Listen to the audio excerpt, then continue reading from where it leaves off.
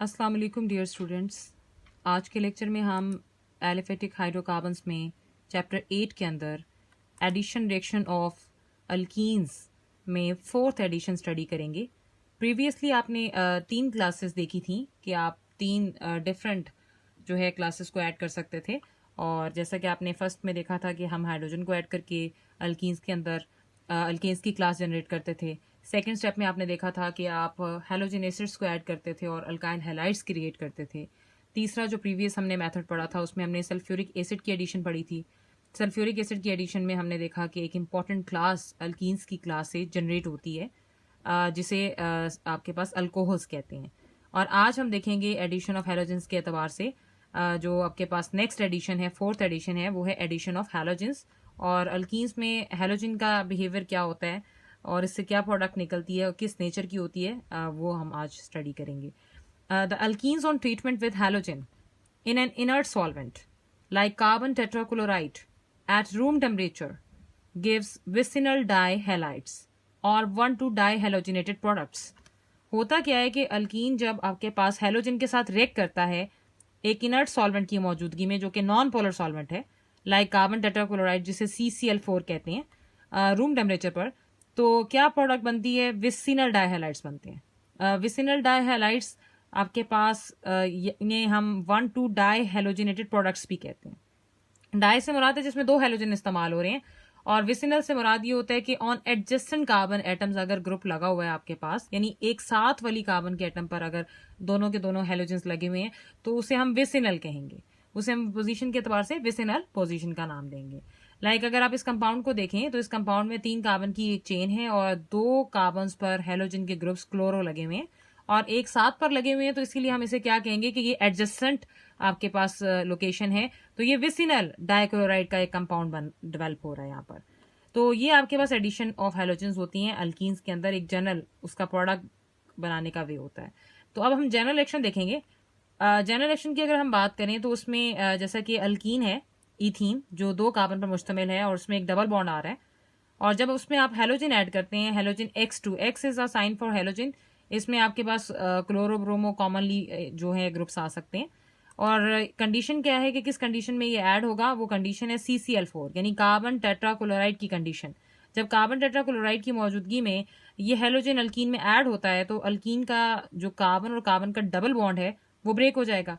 जैसे ही वो ब्रेक होगा तो X और X, ये भी बेसिकली X और X का बॉन्ड बनाकर ही हम इस यहाँ पे शो कर रहे हैं, लेकिन ये कलेक्टिवली X2 लिखा जाता है। तो ये कंडेंस फॉर्म है। अगर आप इसे ओपन करेंगे तो ये लाइक H2 है, जैसे H2 में H और H होता है, इसी तरह X2 में X और X होता है। तो इसका बॉन्ड ब्रेक होगा, एक X का जो ग्रुप है वो कार्बन के पास और दूसरा दूसरी कार्बन के पास। तो इस तरह आप प्रोडक्ट में देख सकते हैं कि 2 एक साथ एडजेसेंट कार्बन पर 2 X यानी हेलो के ग्रुप्स अटैच हुए हैं। इसीलिए हम इस प्रोडक्ट को विसिनल डाइहैलाइड कह रहे हैं। डाइहैलाइड इसलिए कह रहे हैं कि क्योंकि 2 हेलो ग्रुप्स हैं और इसीलिए इसे विसिनल डाइहैलाइड का नाम देंगे। ये एक जनरल वे था कि आप किसी भी हैलोजन को अल्कीन की क्लास में ऐड कर सकते हैं। तो डेवलप तो आपके पास अल्काइल हैलाइड की क्लास हो रही है, लेकिन विसिनल डाइहैलाइड्स आपके पास डेवलप हो रहे हैं यहाँ पर। अब ये आपके पास जनरल रिएक्शन है, लेकिन इस रिएक्शन का एक मैकेनिज्म भी है जिसके थ्रू आपके पास ये दोनों ग्रुप्स ऐड होते हैं 1 बाय 1 करके सिस्टम में अल्कीन के। तो अब हम इससे पहले कि मैकेनिज्म पर आए तो हम कुछ हैलोजेंस का बिहेवियर देख लेते हैं। हैलोजेंस की अगर बात करें तो उसमें 4 तरह के हैलोजेंस होते हैं: फ्लोरीन, क्लोरीन, ब्रोमीन और आयोडीन। फ्लोरीन की अगर बात की जाए रिएक्शन के एतबार से तो it is too reactive to control the reaction. तो इसका रिएक्शन कंट्रोल करना मुश्किल है, विग्रस होता है, वायलेंट होता है, इसीलिए इसका इस्तेमाल नहीं होता। जबकि इसके बरक्स जो क्लोरो ब्रोमो के ग्रुप्स हैं यानी क्लोरीन एंड ब्रोमीन है, they are very very effective. एक तो ये इफेक्टिव भी हैं और इफेक्टिव इलेक्ट्रोफिलिक रिएजेंट्स हैं। इलेक्ट्रोफिलिक रिएजेंट्स हमने प्रीवियसली भी कई दफ़ा देखा है कि इलेक्ट्रोफाइल ऐसा जो आपके पास इलेक्ट्रॉन की तलाश में हो, तो ये अच्छे इलेक्ट्रोफिलिक रिएजेंट्स होते हैं। और लास्ट में जो हैलोजन है वो है आयोडीन। आयोडीन रिएक्ट नहीं करती, इट डजंट रिएक्ट। तो आपने यहाँ से क्या असेस किया कि क्लोरो और ब्रोमो के ग्रुप्स को आप जब भी हैलोजन की एडिशन करेंगे अल्कीन्स में तो या तो क्लोरो का इस्तेमाल करेंगे या ब्रोमो का इस्तेमाल करेंगे। अब हम देखते हैं इसका मैकेनिज्म कि कैसे वर्कआउट करता है मैकेनिज्म इसका। तो ये जो बेसिकली एडिशन ऑफ हैलोजन है अल्कीन के अंदर, ये 2 स्टेप्स में रोनमा होती है। स्टेप नंबर 1 हमें क्या बताता है? अब bromine molecule become polarized as it approaches the alkene. इस बात को अंडरस्टैंड करने से पहले आपको रिकॉल करवा दूं कि आपने पहले भी पढ़ा था प्रीवियस लेक्चर के अंदर कि कुछ रिएजेंट्स सिमेट्रिकल होते हैं और कुछ अनसिमेट्रिकल होते हैं। जो सिमेट्रिकल रिएजेंट्स होते हैं वो लाइक एटम्स पर मुश्तमिल होते हैं। अगर आप इनको एज अ रिएजेंट लें तो ये सारे आपके पास सिमिलर एटम्स पर अपने अपने तर्ज की बुनियाद पर मुश्तमिल हैं, तो हम इन्हें सिमेट्रिकल रिएजेंट्स कहेंगे। क्योंकि सिमेट्रिकल रिएजेंट में दोनों लाइक एटम्स एक दूसरे के साथ बॉन्ड बना रहे हैं, तो उनमें कोई पोलैरिटी नहीं होती जब तक कोई इन्वायरमेंटल फैक्टर उन्हें पोलराइज ना करे। तो यहाँ पर आप वही चीज देखेंगे कि ये ब्रोमीन का मॉलिक्यूल है और इसके दरमियान बॉन्ड है, ये पोलराइज नहीं है। ये कब पोलराइज होगा? As it approaches the alkene, जैसे ही ये अल्कीन की विसिनिटी में जाएगा, क्योंकि अल्कीन में डबल बॉन्ड है और उसमें पाई इलेक्ट्रॉन है जो आपके पास above and below the plane होते हैं, तो वो इसे पोलराइज कर देंगे। अब ये जैसे पोलराइज होगा तो आप नेक्स्ट में इसकी स्टेट देख सकते हैं कि एक ब्रोमीन पर पार्शियल पॉजिटिव और दूसरे ब्रोमीन पर पार्शियल नेगेटिव चार्ज आ जाएगा। This polarise bromine molecule transfer a positive bromine atom, ये अपना पॉजिटिव बोरोमीन एटम जो है अल्कीन को दे देगा, क्योंकि उसके पास जो है पाई इलेक्ट्रॉन्स का क्लाउड है, वो इलेक्ट्रॉन्स इसके पॉजिटिव पार्ट को अपनी तरफ अट्रैक्ट करेंगे और नेगेटिव पार्ट को रिपेल करेंगे। तो जो हिस्सा आपके पास पॉजिटिव होगा वो आपके अल्कीन के सामने आ जाएगा और उसके नतीजे में होता क्या है? Resulting in the formation of bromonium ion. तो ब्रोमोनियम आयन की फॉर्मेशन होती है फर्स्ट स्टेप के अंदर, जब आपके पास एक ब्रोमीन का मॉलिक्यूल अल्कीन की विसिनिटी में आता है, in the formation of bromonium ion. तो ब्रोमोनियम आयन की फॉर्मेशन होती है फर्स्ट स्टेप के अंदर, जब आपके पास एक ब्रोमीन का मॉलिक्यूल अल्कीन की विसिनिटी में आता है। तो आपने देखा 3 काम हुए, वो पोलराइज हुआ पहला पहल, दूसरे काम पर्पस में इसका क्या पर्पस था कि उसने पॉजिटिव ब्रोमीन एटम को ट्रांसफर किया, तीसरा क्या हुआ? Formation of bromonium ion. अब ये ब्रोमोनियम आयन बन गया है, तो देखते हैं कि ये बाय रिएक्शन कैसे परफॉर्म होता है। ये अल्कीन है इथीन, इसमें आप ब्रोमीन का मॉलिक्यूल ऐड करेंगे CCl4 की कंडीशन के साथ, तो ये जो आपके पास कार्बन और कार्बन के दरमियान जो डबल बॉन्ड है उसमें से एक बॉन्ड ब्रेक हो जाएगा, वो आप पॉजिटिव जो है ब्रोमीन एटम को अपनी तरफ खींच लेगा, एक्सेप्ट कर लेगा और दोनों कार्बन इसको अपने साथ लिंक कर लेते हैं बाय बॉन्डिंग। तो जिसके नतीजे में क्या होता है कि ब्रोमीन पर पॉजिटिव चार्ज आ जाता है, तो इसे हम बोलेंगे ब्रोमोनियम आयन। अब जैसे ही ये आपके पास ब्रोमो का ग्रुप पॉजिटिव ग्रुप जो है एटम यहाँ से ब्रेक होकर कार्बन ऑफ अल्कीन के पास चला गया, तो पीछे जो बच गया वो आपके पास ब्रोमाइड आयन है, जो कि हैलाइड आयन कहलाएगा, जिसके पास नेगेटिव चार्ज मौजूद है।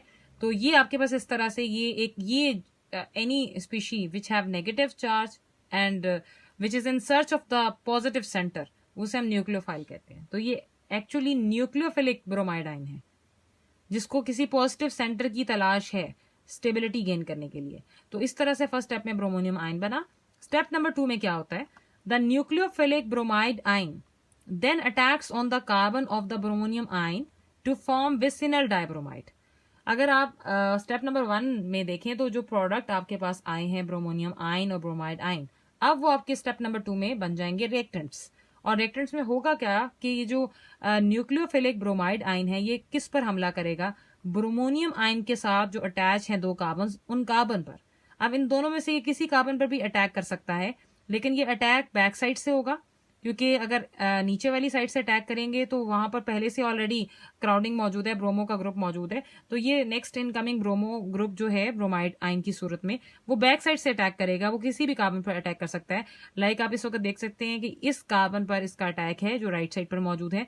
तो जैसे ही इस पर अटैक करेगा तो कार्बन कभी भी 5 बॉन्ड नहीं बनाएगी, तो ये क्या करेगी कि अपना जो नेक्स्ट ब्रोमो के साथ बॉन्ड है वो ब्रेक कर देती है और आने वाले ब्रोमो को वेलकम करती है। तो जिसके नतीजे में आप प्रोडक्ट देख सकते हैं कि ये इस कार्बन के ऊपर जो है एक ब्रोमो का ग्रुप आकर अटैच हो गया और जो दूसरा ब्रोमो का ग्रुप था वो नेक्स्ट कार्बन के पास चला गया, और इस तरह से दोनों की एडिशन 1 बाय 1 स्टेप 1 और स्टेप 2 में हुई। और अब इस प्रोडक्ट को अगर बाय नेम देखें तो ये बनेगा 1,2 डाई ब्रोमो इथेन। 2 ब्रोमो है तो आपके पास डाइब्रोमो, और 2 ही कार्बन हैं तो 1,2 कहीं से भी नंबरिंग करेंगे सेम सिचुएशन रहेगी। 2 कार्बन वाले जो चेन को आप इथेन कहते हैं। और इस रिएक्शन की एक अहम और इम्पॉर्टेंट बात यह है कि colour of the bromine is discharge. जो बोरोमीन होती है उसका रेडिश ब्राउन कलर होता है, वो डिस्चार्ज हो जाता है अगर सिस्टम में किसी कंपाउंड में अनसेचुरेशन हो। तो ये एक इम्पॉर्टेंट एस्पेक्ट है जो आपने याद रखना है ऑब्जेक्टिव के पॉइंट ऑफ व्यू से भी और शॉर्ट क्वेश्चन के पॉइंट ऑफ व्यू से भी। और तीसरी अहम चीज जो यहाँ हम देख रहे हैं वो है trans product is formed. Trans product in a sense कह रहे हैं कि ये ऑपोजिट जगह पर आकर ग्रुप्स लग जाते हैं। ये जब मैकेनिज्म आप लिखेंगे तो आप इसी तरह ऑपोजिट शो करेंगे, लेकिन आपने जनरल रिएक्शन में देखा कि ये ब्रोमो नीचे लगा हुआ था, यानी दोनों एक्स नीचे लगे हुए थे, तो जनरल रिएक्शन में आप दोनों को नीचे ही लगाएंगे एक ही साइड पर। लेकिन जब आप बाकायदा मैकेनिज्म में शो करेंगे तो वो ऑपोजिट लगाएंगे, और इस ऑपोजिट अटैचमेंट की वजह से इसे कहा जा रहा है कि ये ट्रांस प्रोडक्ट बनाता है। तो ये था mechanism of addition of halogen to an alkene. अब हम देखेंगे आगे मजीद इसकी इंपॉर्टेंस। इस टेस्ट की बड़ी इंपॉर्टेंस है। In this test the reddish brown colour of bromine is discharge. अगर किसी आपके पास कंपाउंड में अनसेचुरेशन है तो रेडिश ब्राउन कलर ब्रोमीन का डिस्चार्ज हो जाएगा, गायब हो जाएगा। तो आपके पास इसका मतलब है कि वो कंपाउंड टेस्ट परफॉर्म कर सकता है। This test is used for the detection of double bond, यानी जिस कंपाउंड में डबल बॉन्ड है तो उसकी डिटेक्शन के लिए आप ब्रोमीन वाटर टेस्ट यूज कर सकते हैं। इसे ब्रोमीन वाटर टेस्ट कहते हैं, जो भी आपने प्रॉपर मैकेनिज्म भी पढ़ा और जनरल रिएक्शन भी देखा एडिशन ऑफ हेलोजेंस की सूरत में। एक्सरसाइज में क्वेश्चन है, question number 22, describe how you could distinguish ethane, ethene and ethyne from one another bye means of a chemical reaction. तो इसमें वो ओवरऑल तीनों क्लासेस की बात कर रहा है। एक अल्केन की क्लास है इथेन, अल्कीन की क्लास है इथीन और अल्काइन की क्लास है इथाइन। तो जब चैप्टर कंप्लीट हो जाएगा, जितने भी टेस्ट आएंगे तो वो सब आपके कंपैरिजन में इन तीनों में लिखे जा सकेंगे। अभी जो जो हमारे साथ साथ आते जाएंगे हम उनको स्टडी करते रहेंगे। अब आपने अल्केन और अल्कीन की क्लास पढ़ी है, तो एक क्वेश्चन है जो कॉमनली यहाँ से पूछा जाता है, how will you differentiate between ethane and ethene. तो डिफरेंशिएट का मतलब है कि आपने लाइन लगानी है, सेंटर लाइन, और डिफरेंशिएट ऐसे नहीं करना कि एक में सिंगल बॉन्ड है या एक में डबल बॉन्ड है या इसका छोटा मेंबर कितनी कार्बन पर मुश्तमिल है, ऐसे आपने डिफरेंशिएट नहीं करना। वो डिफरेंशिएशन एक्सेप्टेबल नहीं होगी। आपने किसी केमिकल टेस्ट की बदौलत इन दोनों में फर्क वाजे करना है। तो वो केमिकल टेस्ट जैसे कि अभी आपने रिसेंटली पढ़ा ब्रोमीन वाटर का टेस्ट, तो वो आप लिखेंगे। तो ये देखते हैं कि कैसे आपने उसे अटेम्प्ट करना है। एक तरफ आप इथेन मेंशन करेंगे और दूसरी तरफ इथीन। सेंटर आप लाइन मस्ट लगाएंगे क्योंकि कंपैरिजन में आप डिफरेंशिएट करेंगे। जो टेस्ट आप हमारे पास परफॉर्म ये कर सकता है उसके लिहाज से हमने पॉइंट नंबर 1 रखा है, क्योंकि और भी आगे टेस्ट आएंगे तो वो भी आप नीचे इनके कंपैरिजन में, दोनों के कंपैरिजन में इस्तेमाल कर सकते हैं। तो it doesn't give bromine water test, ये ब्रोमीन वाटर टेस्ट नहीं देता। And reddish brown colour of bromine is not discharge, और रेडिश ब्राउन कलर भी ब्रोमीन का डिस्चार्ज नहीं होता। ये टेस्ट ट्यूब आप देख सकते हैं जिसमें ये कलर शो हो रहा है, ये रेडिश ब्राउन कलर होता है, और ये आपके पास ब्रोमीन वाटर डालने से ये कलर जो है डिस्चार्ज नहीं हुआ।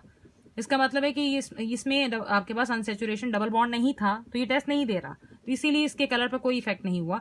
तो रिएक्शन सेकंड स्टेप आपके पास क्या आएगा कि आपने रिएक्शन लिखना है। रिएक्शन में आप क्या करेंगे कि आपने वही जो आपको कंपाउंड का नाम दिया होगा, इथेन दिया है यहाँ पर, तो आप 2 कार्बन वाली जो है इथेन शो करेंगे। उसमें ब्रोमीन वाटर टेस्ट के जो रिएजेंट्स है वो ऐड करेंगे, ब्रोमीन और CCl4 की कंडीशन, और आगे लिख देंगे कंडीशन, और आगे लिख देंगे सिंपली नो रिएक्शन। तो ये आपका तब क्वेश्चन जो का एक हिस्सा कंप्लीट होगा। अब दूसरा जो आपके पास है इन कंपैरिजन टू इट, वो है इथीन। इथीन के बारे में जब आप लिखेंगे आप बताएंगे it gives bromine water test and reddish brown colour of bromine is discharge, कि ये ब्रोमीन वाटर टेस्ट भी देता है और उसका रेडिश ब्राउन कलर डिस्चार्ज भी हो जाता है। आप देख सकते हैं ये कलर आपने जब अल्केन में ये कंडीशन दी ब्रोमीन वाटर टेस्ट की तो वो डिस्चार्ज नहीं हुआ, लेकिन जब आपने इथीन के कंपोनेंट में ये ब्रोमीन वाटर का जो कंपोनेंट है वो ऐड किया तो कलर डिस्चार्ज हो गया। तो ये आपके पास इस चीज की आइडेंटिफिकेशन है कि आपके सिस्टम में डबल बॉन्ड अनसैचुरेशन मौजूद है।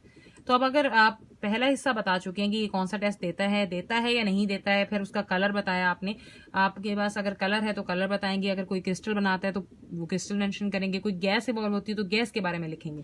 तो यहाँ पे क्योंकि कलर था तो हमने कलर के बारे में लिखा, और फिर आपने लास्टली रिएक्शन लिखना होता है। अब उसी तरह हम जैसे हम इथेन में लिख रहे थे रिएक्शन, यहाँ पे भी लिखेंगे, इथीन का स्ट्रक्चर शो करेंगे और उसमें आप ब्रोमीन और CCl4 ऐड करके आगे जो अपने भी रिसेंटली जनरल रिएक्शन में ये प्रोडक्ट बनते हुए देखी थी, यानी दोनों कार्बन का जो डबल बॉन्ड है वो एक ब्रेक हो जाता है और आकर ब्रोमीन दोनों के साथ अटैच हो जाती है 1,2 डाइब्रोमो इथेन। तो ये इस तरह से ये रिएक्शन देता है और उसकी प्रोडक्ट बनाकर नाम शो करना है आपने। तो ये शो कर रहा है कि आपके पास डिस्चार्ज होने पर इस तरह से रिएक्शन हुआ है। तो ये है कंपैरिजन का सवाल जो बड़ा इंपॉर्टेंट है, पूछा जाता है, डिफरेंट कंपैरिजन आते हैं। तो अभी आपने एक टेस्ट पढ़ा है तो हम साथ साथ फर्दर जैसे टेस्ट आएंगे आगे मजीद भी टेस्ट ऐड करेंगे। तो ये था एडिशन ऑफ हेलोजन का सिंपल बिहेवियर। अब आपके पास एक और क्वेश्चन है एक्सरसाइज का, question number 27 part number B. वो कहता है give the general mechanism of electrophilic addition reaction of alkenes. क्या आप electrophilic addition reaction of alkene का जनरल मैकेनिज्म बताएं। तो अभी आपने जो मैकेनिज्म पढ़ा है वो यही मैकेनिज्म था, जस्ट उसमें हमने नेम नहीं देखे, तो वो नेम हम देख लेते हैं। The process occurs in 2 steps, कि जब भी एडिशन होगी तो 2 स्टेप्स में होगी। पहला स्टेप क्या होता है, in the first step electrophile from the electrophile nucleophile add to alkene to form carbocation. किसी भी सिस्टम में ऐसा ही होगा कि ये अल्कीन है, उसमें एडिंग जो रिएजेंट होगा उसका जो पॉजिटिव पार्शियल पॉजिटिव जो हिस्सा है वो आपके पास क्या होगा, इलेक्ट्रोफाइल, और जो पार्शियली नेगेटिव है वो क्या होगा, न्यूक्लियोफाइल। ये इलेक्ट्रोफाइल अपने पॉजिटिव जो है नेचर की वजह से ये नेगेटिव की तरफ अट्रैक्ट हो जाएगा, और न्यूक्लियोफाइल यहाँ से सेपरेट हो जाएगा फर्स्ट स्टेप के अंदर, और रिजल्ट में क्या होगा कि ये जो बॉन्ड ब्रेक होता है अल्कीन का, इसके साथ इलेक्ट्रोफाइल कनेक्ट हो जाता है, और एक कार्बन पर इलेक्ट्रोफाइल आकर लग गया, दूसरी कार्बन के पास कोई ग्रुप नहीं था तो वो पॉजिटिव हो गई, उसे हम कहेंगे कार्बोकेटाइन। तो फर्स्ट स्टेप में कार्बोकेटाइन की जनरेशन हुई। सेकेंड स्टेप में क्या होता है कि वो जो न्यूक्लियोफाइल निकला था, रिलीज हुआ था, लीव कर गया था, वो न्यूक्लियोफाइल आपके पास आएगा, it combines with the carbocation and give the product. यानी सेकंड स्टेप में स्टेप 1 के जो प्रोडक्ट्स हैं वो रिएक्टेंट बन जाएंगे, और इनकमिंग न्यूक्लियोफाइल अपने नेगेटिव इलेक्ट्रॉन के साथ कार्बन पर हमला करेगा और उसके साथ ऐड हो जाएगा। इस तरह स्टेप बाय स्टेप, एक स्टेप में फर्स्ट स्टेप के अंदर इलेक्ट्रोफाइल ऐड होता है और सेकंड स्टेप के अंदर न्यूक्लियोफाइल ऐड होता है, तो प्रोडक्ट बनती है। जो अभी आपने हेलोजन की एडिशन देखी थी उसमें आपने 2 ब्रोमीन देखे थे, एक ब्रोमीन पॉजिटिव जो कार्बन के साथ जुड़ गया था और एक ब्रोमाइड की सूरत में बाहर निकला था, और नेक्स्ट स्टेप में आके उस ब्रोमाइड ने अपनी जगह ली और अपना जो है प्लेस बनाई इस स्ट्रक्चर के अंदर। तो इस तरह से कोई भी जनरल मैकेनिज्म इस एडिशन के स्टेप्स के थ्रू जो है फॉलो होता है। तो ये एक बड़ा इंपॉर्टेंट क्वेश्चन है, एज अ शॉर्ट क्वेश्चन ये आपने तैयार करना है। अब हम मजीद देखेंगे एक इससे रेलेवेंट एक्सरसाइज से रेलेवेंट कुछ questions, like question number 14 part number B. वो कहता है स्टार्टिंग फ्रॉम इथीन, कि आप इथीन से शुरू करें, यानी आपका रिएक्टेंट क्या होगा, इथीन।